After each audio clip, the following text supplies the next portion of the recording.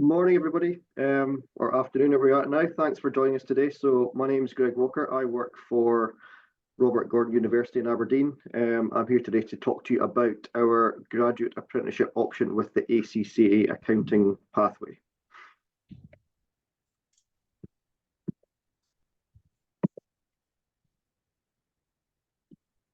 So what are graduate apprenticeships?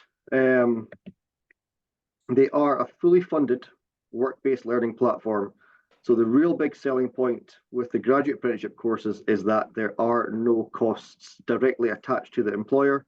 There are no costs directly attached to the student who undertakes the course.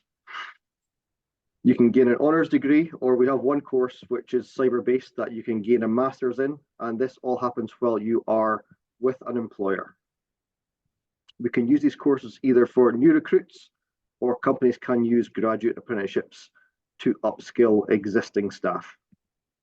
And the big message that we give out about graduate apprenticeships, and this is the three cornerstones of why we think these courses are such a good opportunity, is that you are working, earning, and learning at the same time. And this is what we really emphasize about why you should consider graduate apprenticeships as a pathway once you leave school.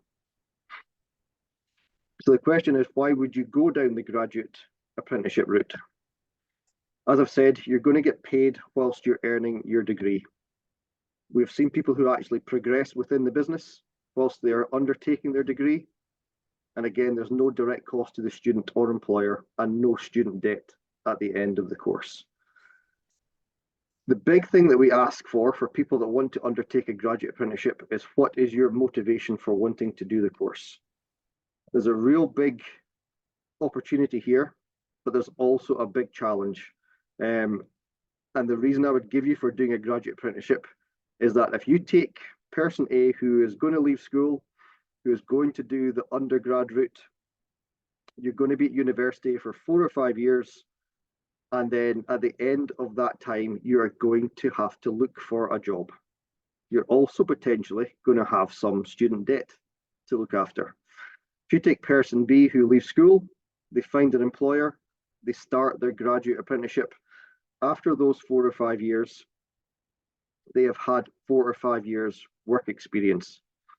They have had 4 or 5 years hands-on knowledge, hands-on experience, hands-on expertise from people who are experts in that sector.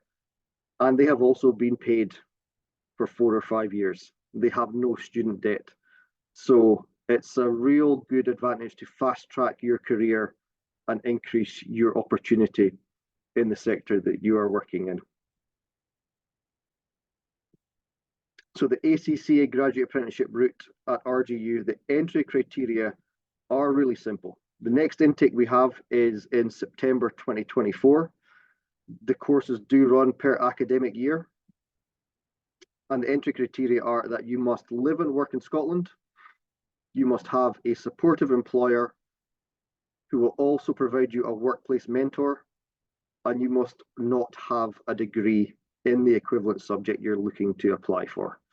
If you do not have an employer already, you can let us know, and we can try and match you up with employers that are recruiting in the sector.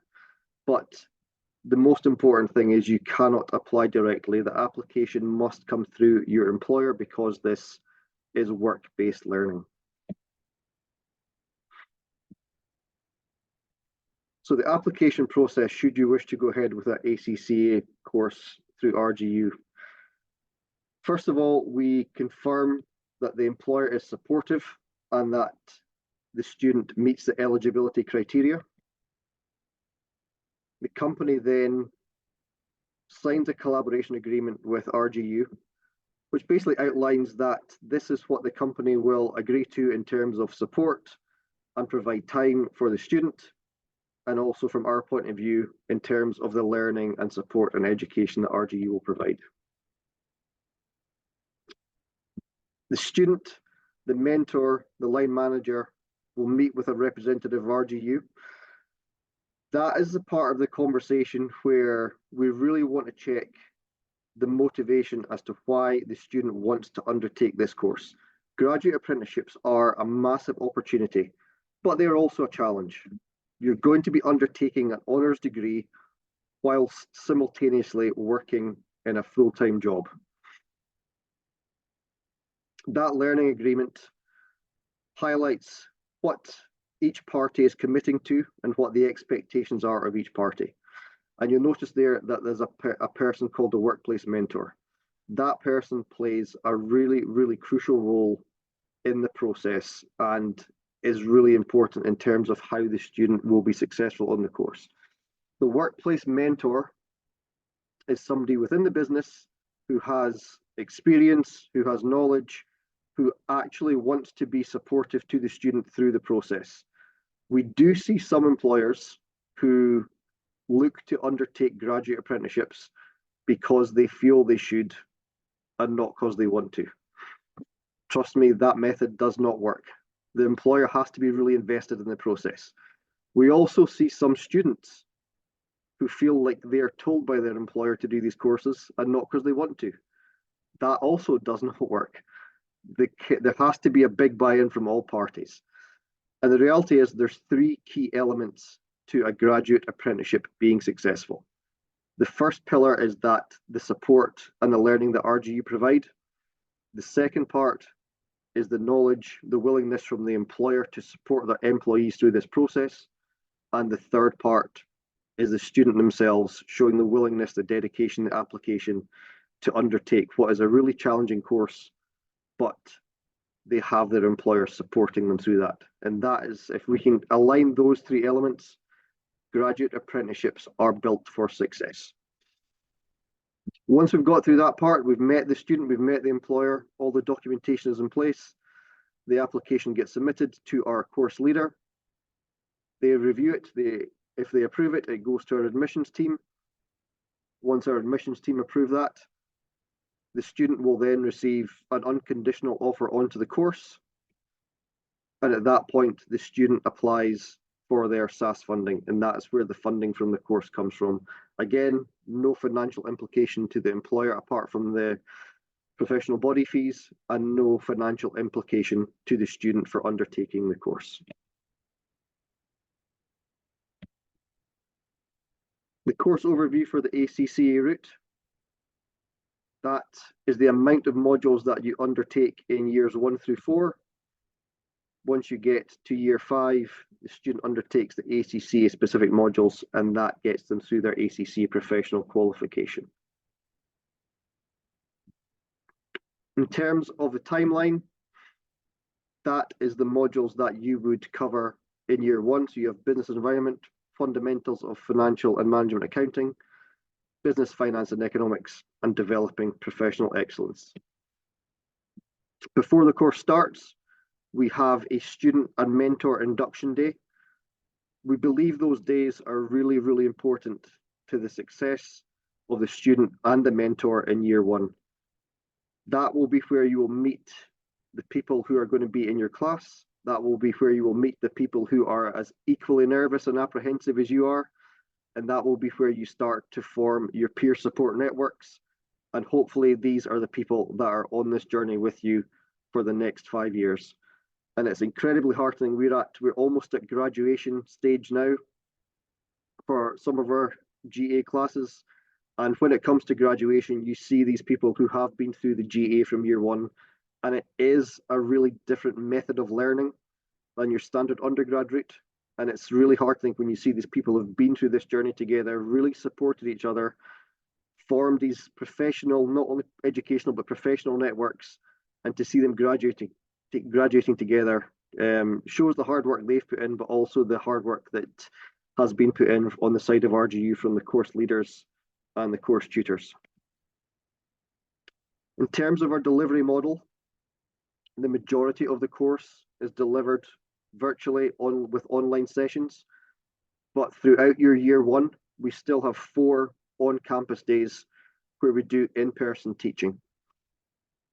There are some other GA courses where there are requirements for block release, where there is a lot more time on campus. We do not do block release, but we still believe that the in-person on-campus learning is really important. and we still believe that in-person teaching has a place, even in this blended learning environment. One of the reasons why we don't do block release also is a fairness to the employer. If there are courses where people are on campus for 1 or 2 weeks at a time, we are really conscious as a university that students are being paid by their employer. They will still be accruing annual leave, and to have them out the business for 1 or 2 weeks is not a model that we say is wrong, but we just don't believe that that is right for RGU. You also have your on-campus exams and your portfolio submission. And this will hopefully give you a clearer idea of how that year one is broken down.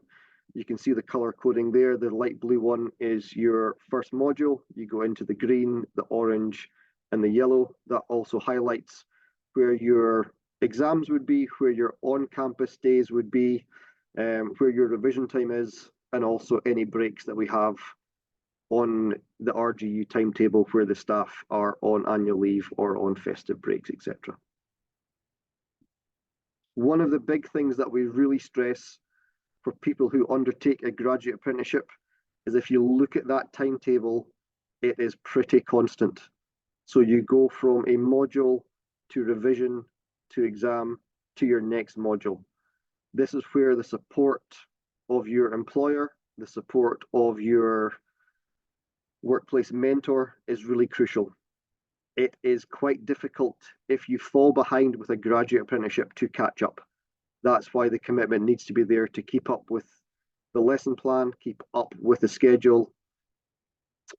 And one of the big support networks that we have within RGU for students to ensure you don't fall behind and to ensure you keep up with where you need to be on the course.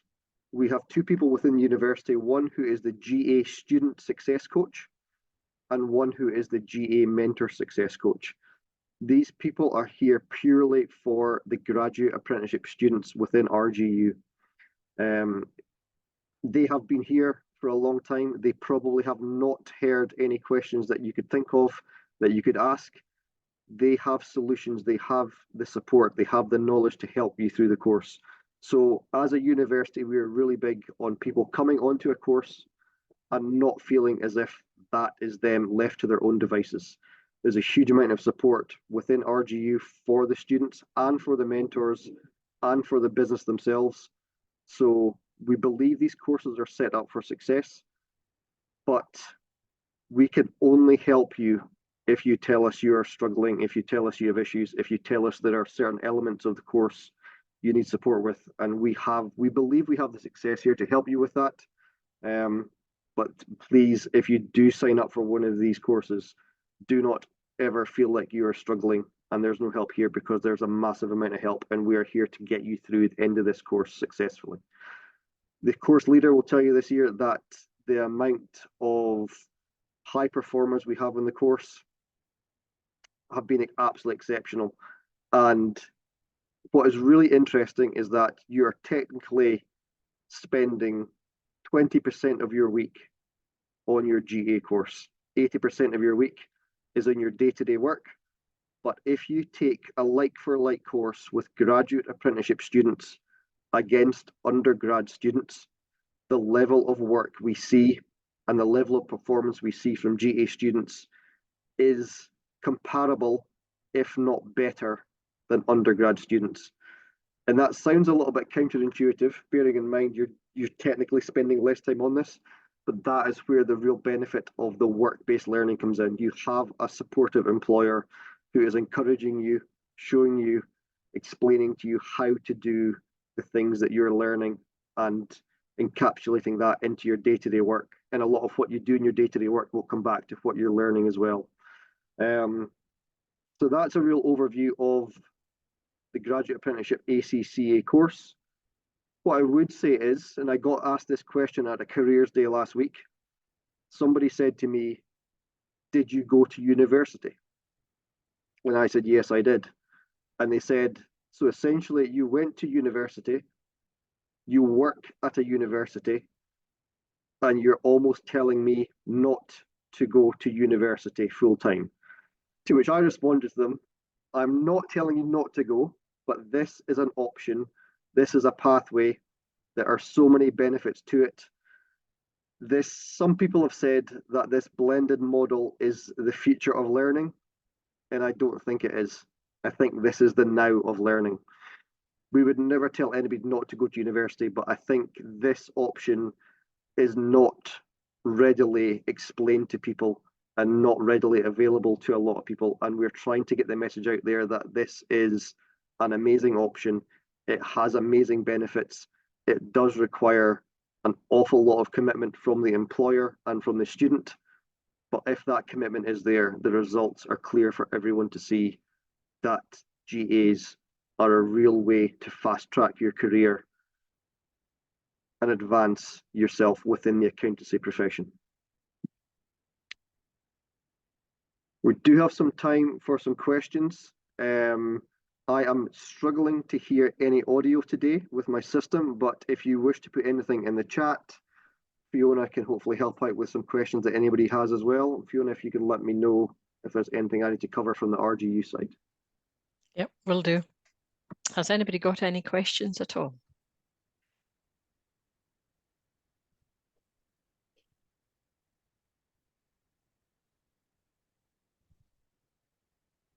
Just give it a minute to see if anybody wants to ask any questions in the Q&A.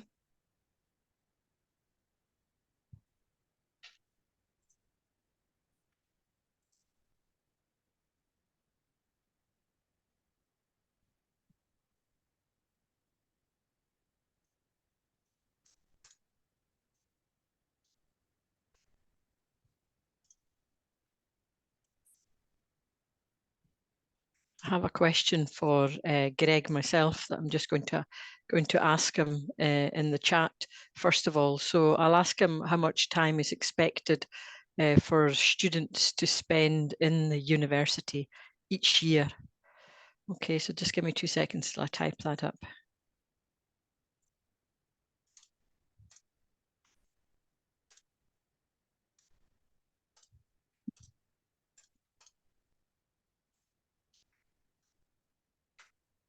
I just asked him that question, so now I'll go into the Q&A.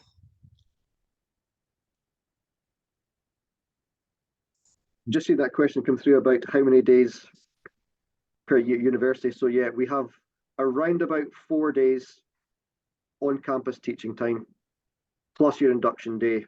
So that will be 5 days in person at university. What we also ask is that the employer provides around about 7 hours per week protected learning time. That is when you will be doing your online tutorials. That's when you will be doing your revision. So that, again, we don't ask a financial commitment from the employer, but we are asking them to provide you the time to do your studies. And as I said before, the on-campus days, we still believe are really important. That's where you're going to spend time with your classmates, do some learning that we think is better delivered in person. So that hopefully that covers the on-campus time. Fiona, I think you said there's 2 more questions that you can cover there as well. Yes, there are. Thank you, Greg. So the first question that's come in is, how do you recommend getting a graduate apprenticeship? So the first thing that you need to do is get yourself a job with an employer. So if you're looking for any job roles at the moment, then you could look at ACCA Careers, which is our ACCA job board. All of our main employers advertise their apprenticeship positions on the ACCA job board. So make sure that you're looking there as well, and then just apply to get a role in an organisation, and then they will sponsor you to do the degree apprenticeship. So hope that helps you. The second question I've got here is, when do the courses start? So the degree apprenticeship course starts in September each year. So you would need to get your job with an employer well before September so that you can prepare yourself to start the course in September itself. So hopefully that helps. Have we got any more questions coming in?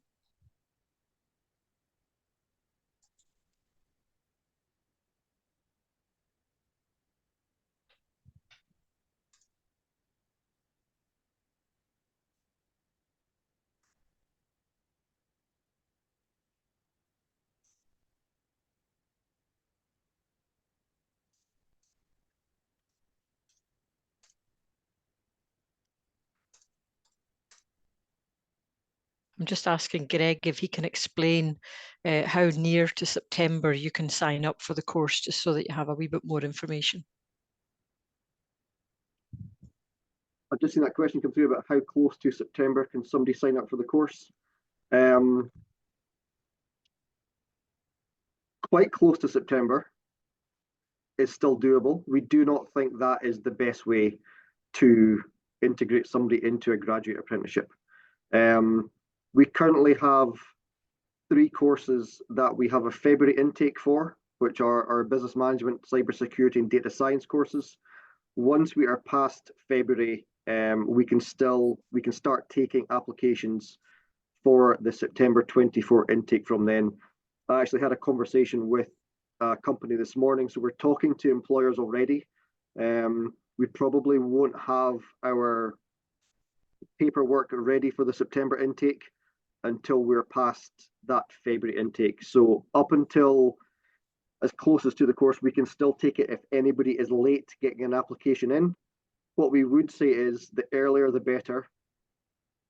The sooner your application is in, the sooner it can get approved, the sooner you can get the funding in place from SAS, because you cannot start the course until your funding is in place. And obviously, the closer we get to September, they are dealing with volumes and volumes and volumes of applications, and that does slow the process down. So as soon as possible is the honest answer to that. I appreciate that if somebody is finding an employer, maybe the back end of summer, that does tighten up the timescale a little bit, but we can still accept applications. What I would say, and the message that we give to employers, is that if people are applying for their funding when they're starting a new course and starting a new job, our recommendation is that somebody is in position for at least a month with their employer before they start the graduate apprenticeship course. The reason being, if it's a new employer, you're going to have to go through their induction, their HR processes, their training. You're going to have to meet your new workmates. You're going to have to figure out whether you're remote working, office working, hybrid working, how that's going to fit into your schedule.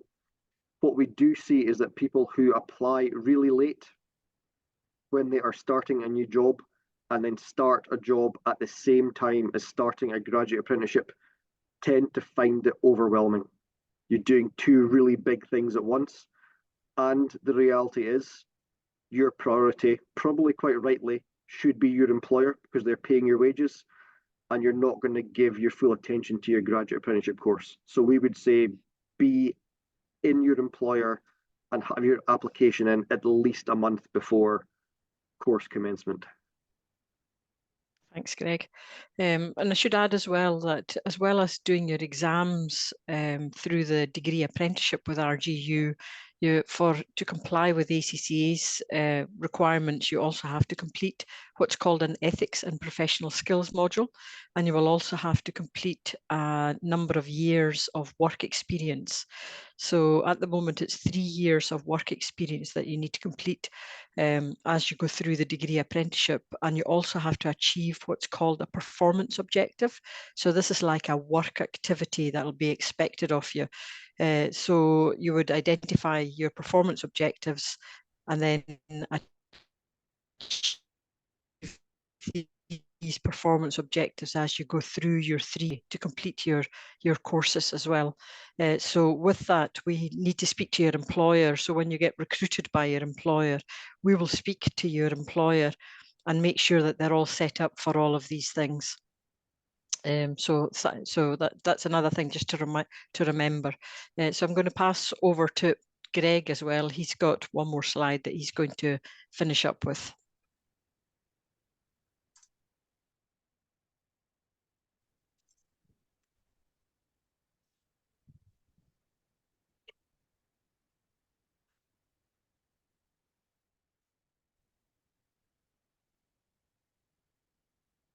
I don't know if Greg can see my message.